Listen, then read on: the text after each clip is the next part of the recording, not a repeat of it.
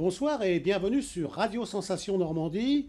Dans ce dernier mag concernant l'immobilier, nous parlerons des taux de crédit immobilier, des assurances emprunteurs et aussi des négociations et des rachats de prêts immobiliers. Pour nous en parler, une professionnelle dans ce domaine, Laetitia Martinez, bonsoir. Bonsoir. Jacques Cernet, bonsoir. Bonsoir. Donc, on va commencer par les taux. On a vu différents taux, on a vu différentes présentations dans les émissions précédentes. Et en ce qui concerne les taux, au jour d'aujourd'hui, Laetitia, qu'est-ce que vous pouvez nous dire? À combien on emprunte? Est-ce qu'on est tous égaux devant un prêt et devant un taux que vous allez appliquer, que la banque va appliquer? Est-ce qu'on est tous égaux devant ce phénomène? Alors, j'aimerais bien vous dire oui, mais malheureusement, non. On n'est pas égaux en fonction de la durée sur laquelle on emprunte et en fonction souvent maintenant de plus en plus des revenus auxquels on peut prétendre. C'est-à-dire que plus vous allez avoir de revenus conséquents, moins vous allez payer cher l'argent que vous empruntez. Alors, Jacques, Oui. quand vous faites une étude avec un client, qu'est-ce que vous lui conseillez? Vous lui conseillez, dans un premier temps, d'emprunter sur 20 ans, 25 ans, 15 ans, voire 30 ans, peut-être que ça existe aussi, Laetitia nous en parlera tout à l'heure, ou bien d'avoir des mensualités plus importantes et de réduire la durée. Comment vous jonglez avec ces taux, comment vous jonglez avec ces durées et ces montants? Peut-être que ça a un rapport avec ce que vous nous avez expliqué dans une émission précédente, c'est-à-dire le taux d'endettement. Exactement. En fait, ça va dépendre du projet du client. On va avoir des clients qui vont être en capacité de rembourser plus, mais qui ne le souhaitent pas. Je prends par exemple des clients locataires qui veulent payer le même prix qu'un loyer, mais leur loyer représente moins de 33%. Ou bien on va avoir des clients qui vont vouloir rembourser au plus vite leur prêt immobilier, selon leur projet futur. On va conseiller de toute façon un délai d'emprunt pour qu'on soit toujours au maximum dans les 33% d'endettement. Si on est en dessous, c'est très bien. Au-dessus, on sait que ça ne passera pas. En tant que professionnel, alors je vais le dire devant Laetitia, même si ce n'est pas forcément très bien pour les courtiers, je conseille un emprunt maximum sur 25 ans, parce qu'un emprunt sur 30 ans, même à un primo-accédant, je le déconseille très fortement. Si on calcule le coût de revient complet, ça ne présente pour moi aucun intérêt, et en tant que professionnel, pour moi, c'est un mauvais conseil. On peut aller jusqu'à 30 ans, Laetitia? On peut, mais difficilement aller jusqu'à 30 ans. Et sur ce point-là, je rejoins Jacques sur l'avis de conseil. Je conseille plus facilement de rester sur du 25 ans parce que les 5 ans payés en plus, on ne les gagne pas réellement sur la mensualité ni sur le coût du crédit. Alors, vous nous faites languir, là, parce que je voudrais bien savoir à quel taux on emprunte, moi, quand même. C'est quoi? C'est 1%, c'est 2%, c'est 3%, au jour d'aujourd'hui? Alors, aujourd'hui, on a quand même des taux, même si depuis fin d'année dernière, ils ont tendance à remonter, on a toujours des taux qui sont quand même historiquement bas. On est aujourd'hui, on fleure les 2% sur du 25 ans, ce qui ne s'est pas vu depuis de nombreuses années. 2% sur 25 ans? Oui.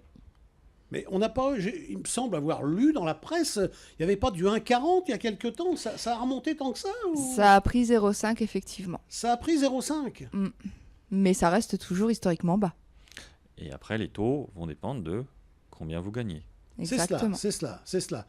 Donc le mieux qu'on peut espérer, un dossier normal, le mieux qu'on peut espérer au jour d'aujourd'hui, c'est 2 points, quoi, 2%. Alors, un petit peu moins, mais après, les taux fluctuent tellement et changent tous les mois que c'est difficile.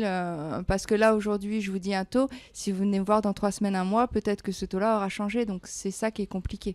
Alors une question qui En tout taraude cas, ce sera peut-être- toujours le meilleur que je vous proposerai. Une question qui taraude peut-être les auditeurs. J'ai emprunté, le client il a emprunté sur 20 ans, et puis il a une rentrée d'argent à un moment donné. Oui. Il peut faire un remboursement Il peut faire un remboursement anticipé. en diminuant, la durée ou bien l'échéance, Au choix. au choix. Soit Ça, il garde, c'est possible, ça. voilà. Soit il diminue la durée et il garde la même échéance, soit il garde la même durée et diminue son échéance en fonction du remboursement anticipé qu'il aura exécuté. Alors, on va rentrer dans un domaine technique, Laetitia. Quand vous parlez de taux, Je voudrais savoir, est-ce que dans le taux, parce que ça a des termes, ça, et vous allez nous en parler, est-ce que vous incorporez la totalité de ce que le client a à payer? Alors, quand on parle de taux sur un prêt, comme on parle à l'instant, on parle que du taux d'emprunt de l'argent. À ça va se rajouter différents coûts qui, eux, vont constituer le TEG, c'est-à-dire le taux effectif global. C'est le taux du prêt, donc les 1,5 si on est sur le cas de votre client qui va emprunter à 1,40 ou à 1,50. À ça va se rajouter le coût de l'assurance. Et en fonction de l'âge de la personne, l'assurance va être plus ou moins chère, en fonction de la durée également. Après, se rajoutent les frais que va prendre la banque sur les frais de dossier ou les honoraires du courtier également. Et va se rajouter également la garantie que prend la banque sur le prêt. Et tout ça va augmenter le montant du taux et constituer le TEG. Donc vous êtes en train de dire à nos auditeurs que le taux qu'il faut prendre en considération, c'est toujours le TEG, c'est-à-dire le taux effectif global. Alors, pas en prendre en considération, mais il faut toujours faire attention à la mensualité qu'on rembourse plutôt qu'au taux auquel on emprunte. C'est-à-dire que les clients qui vont emprunter qui a un taux intéressant, si l'assurance lui coûte cher, sa mensualité va pas forcément être plus intéressante que s'il avait un taux légèrement plus élevé. On va en parler des assurances après, effectivement. Donc, au jour d'aujourd'hui, on peut dire qu'effectivement, on prend en considération le taux effectif global et qu'on est à peu près aux alentours des 2%. C'est ce que vous constatez aussi, vous, Jacques ? C'est ce qu'on constate. Après, c'est sur du déclaratif de client parce que tout en travaillant avec les courtiers ne nous donnent pas forcément les montants, les taux exacts. On a les offres de prêt. Après, selon les accords avec la banque, ce sont des choses qui restent confidentielles, qu'on ne peut pas forcément divulguer. On vous donne des moyennes. Après, ça dépend du cas par cas, effectivement. Et pour l'année 2017, comment vous voyez l'évolution dans les taux ? Il y a de l'évolution ou ça stagne ou ça va encore baisser ? Il y a de l'évolution. Alors, c'est difficile de donner exactement parce que j'aurais jamais pensé avoir des taux aussi bas que ceux qu'on a aujourd'hui. Et je pense que peu de personnes auraient pu prévoir des taux aussi bas. Maintenant, je me doute, et ce serait peut-être aussi bon pour relancer aussi l'économie, que les taux remontent légèrement. Le but, c'est pas non plus de réemprunter à 6 ou 7 comme ça s'est vu. Mais effectivement, vraisemblablement, je ne suis pas sûre qu'on puisse maintenir des taux aussi bas longtemps. Donc, oui, il y a une hausse, mais qui reste, somme toute, légère. Oui, parce que je pense qu'en étudiant cette émission, en préparant cette émission, j'ai vu qu'il y a à peine 10 ans, en 2008, les taux étaient à 6%. Donc ça a été divisé quasiment par 4, quoi, si je comprends bien. Oui. C'est ça. Donc c'est toujours le moment d'acheter, c'est toujours le moment d'acheter de l'argent. Ah bah, de toute manière, c'est toujours le moment. Et puis, généralement... Même à 2%. Même à 2%. Parfait pour les taux. Nous allons passer, vous nous avez parlé d'assurance, assurance emprunteur, pour votre crédit immobilier. Bien sûr, le banquier, lui, il veut bien nous prêter de l'argent, mais il veut un peu de garantie. Et puis, de lui dire, pas de problème, je vais vous rembourser, ça ne lui suffit pas, en fait. Hein. Donc, il veut qu'on prenne une assurance. Alors... vous en parlez des assurances à vos clients acquéreurs, Jacques ? On en parle toujours et au moment du compromis, on va parler des assurances décès, invalidité partielle, invalidité totale et des garanties que prend la banque. Pour une raison simple, c'est que dans un devoir de conseil, on leur explique tout ce qui va leur être demandé par la banque et que ça génère des sommes complémentaires à débourser, pas forcément énormes par rapport à l'emprunt, mais qui sont des sommes complémentaires à débourser.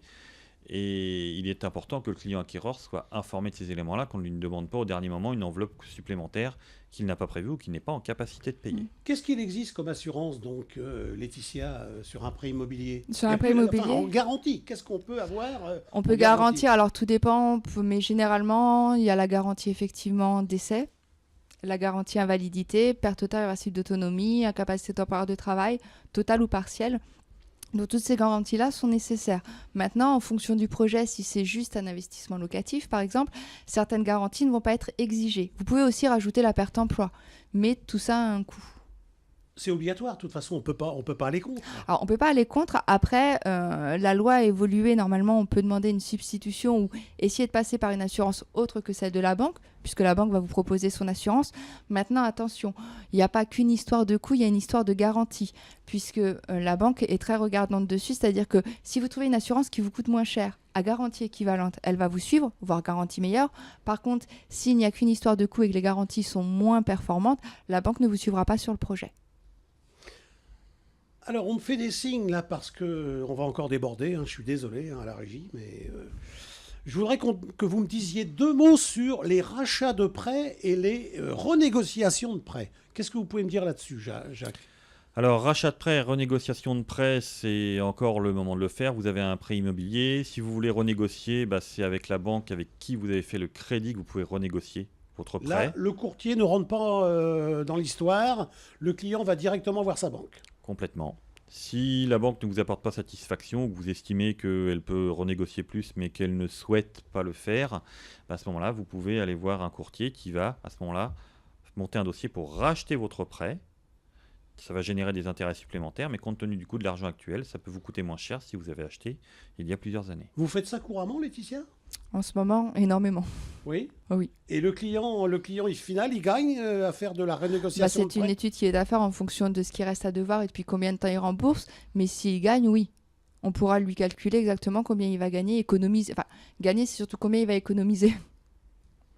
Bien, écoutez, je crois que toutes ces informations ont été très précieuses pour nos auditeurs. Laetitia, merci. Avec plaisir. Jacques, merci. Merci à vous. Vous pouvez retrouver ce podcast sur radiosensation.fr et sur notre chaîne YouTube. En podcast également sur radiosensation.fr. Retrouvons-nous le mois prochain pour une nouvelle émission concernant l'immobilier. Portez-vous bien, à très vite, je vous embrasse.